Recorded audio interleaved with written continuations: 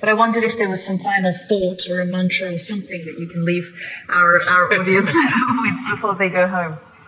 See, this is what I would like to change. To learn ABC, just 26 alphabets in English language. If you come to Tamil language, 212 alphabets, at least it's complicated. Only 26 alphabets. Tell me, how many years did you spend just learning the alphabet and learning to use it? Your basic education till high school, this is all you're doing. Learning to use the language and using the language so that you can understand whatever comes your way, this is all. At least 12 years. 12 years you spent, one solar cycle that's called in yoga.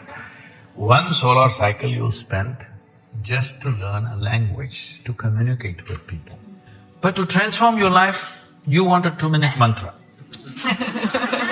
She was trying to say, because certain people told you that if you just utter this so many syllables, everything will be transformed. I'm not saying it is not possible.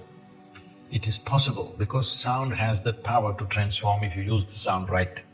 But what level of preparation are you is the question. If you throw such a small seed somewhere, it'll become a huge tree. But only if the soil is fertile, isn't it? If you put it here on this platform, will it grow? So, what have we done to ourselves? What is the level of preparedness we have? This is the issue. All of you, I could just initiate you into a powerful meditation process just like that in 2 minutes, if only certain level of preparedness was there. But to do this, a few minutes of initiation, normally in our basic program we spend 30 to 32 hours of preparation because everybody has invested in all kinds of identities. People keep asking me, Sadhguru, what is the secret? How did you become like this? I told them, this is all I did. Never identified myself with anything. The moment your intelligence gets identified with something, you must understand this, the nature of the intellect is such, suppose you identify that you are a woman. Now your intellect keeps on doing rounds around that, protecting this gender all the time. The moment you identify yourself with something, you have subjugated your intelligence. You just self-defense and protection and survival. The intellect could have been a penetrating force to reveal life to you. Instead, you're using it to fight life, other life, because it's a defense mechanism. The moment I have an identity, I have to defend it, isn't it? Just to be here, without any sense of who the hell I am. Even now you don't know. This is an assumption based on the accumulated memory. So if you just learn this one thing before you go to bed tonight, everything that you're not, keep it aside and go to bed. Say right now this clothing, is this you? So you understand this, not me. It's not that physically you have to keep it aside. I'm saying, you know this is not me. Is this me? This is not me. Is this body me? This is accumulated, this can't be me, isn't it? It is said, if you live here for about 75 years, you approximately eat, depending upon your diet of course, you approximately eat between 12 to 1400 tons of food. Are you carrying it right now? Those of you who are middle-aged, are you carrying at least 600 tons? Where is it? What you thought was my body is coming and going all the time, isn't it? It's not even the same body. It's coming and going all the time. So this is not me, if you keep it aside. All the impressions that you have gathered, you also gathered from outside. Keep that aside. Everything that's not you, just keep it aside and go to bed and see if you can just be little conscious till that last moment till you fall asleep. Most people don't know when they fall asleep. Most people, when I say most, I'm being generous with percentages, 99. If you make a little effort, just a little effort, a few days, if you make an effort to stay conscious till you fall asleep, you will see you will wake up like a newborn baby every day. You will see the baby. What do you think he's trying to do? He's drinking life. You become like that. Why? Because you're just living in the capsule of your memory. You think you already got it. If you got it, you must be dead, isn't it? So people are practicing death in installments. See, if you're really super alive, it's fantastic. If you're dead, it's good. But if I want to torture you, What will I do? I will not kill you. I will make you half alive. That's torture, isn't it? This is what is self-inflicted for most human beings right now. They are keeping themselves half alive and they're wondering why life is such a torture.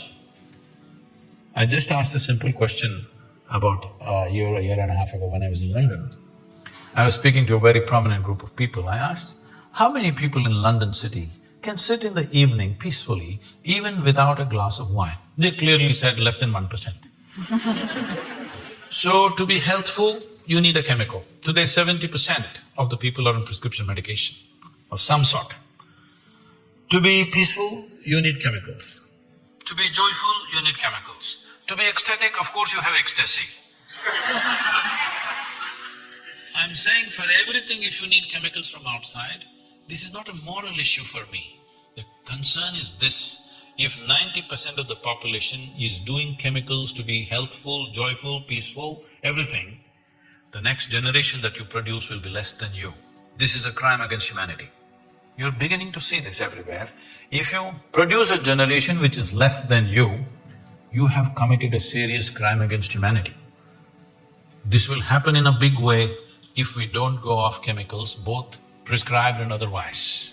As Sadhguru said, it is very important to sleep consciously, which you can do by doing some sleeping sadhana or spiritual practices. Incorporating these practices into a nightly routine can promote relaxation, reduce stress, and create a conducive environment for restful sleep. In this video, I will talk about 2 best sleeping sadhana to help you achieve a restful night. Yoga Nidra, also known as yogic sleep, is a powerful technique that promotes deep relaxation. This guided meditation practice involves lying down in savasana and following verbal instruction to bring awareness to different parts of the body, breath and visualizations. Yoga Nidra induces a state of conscious relaxation, reducing stress and anxiety. It can lead to improved sleep quality by calming the nervous system and preparing the mind and body for restful sleep. To practice Yoga Nidra, lie down comfortably with your arms at your sides and palms facing up.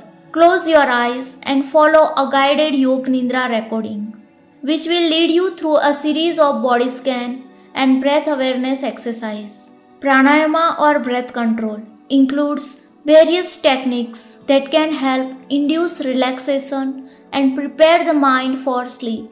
2 effective pranayama techniques for improving sleep are nadi sadhana or alternate nostril breathing and Brahmari, humming bee breath. Nadi sadhana techniques balances the nervous system and promotes a calm mind. Sit comfortably, close your right nostril with your thumb, inhale through the left nostril, then close the left nostril with your ring finger and exhale through the right nostril. Continue alternating sides for 5 to 10 minutes. Brahmari involves making a humming sound while exhaling, which helps reduce tension and quiet the mind. Sit comfortably, close your eyes, inhale deeply, and while exhaling, make a gentle humming sound. Repeat this for several minutes until you feel calm and relaxed. Integrating these sleeping sadhanas into your nightly routine can significantly improve your sleep quality. By combining these practices with a consistent evening routine and mindful dietary choices, you can create an optimum environment for achieving quality rest. Namaskaram.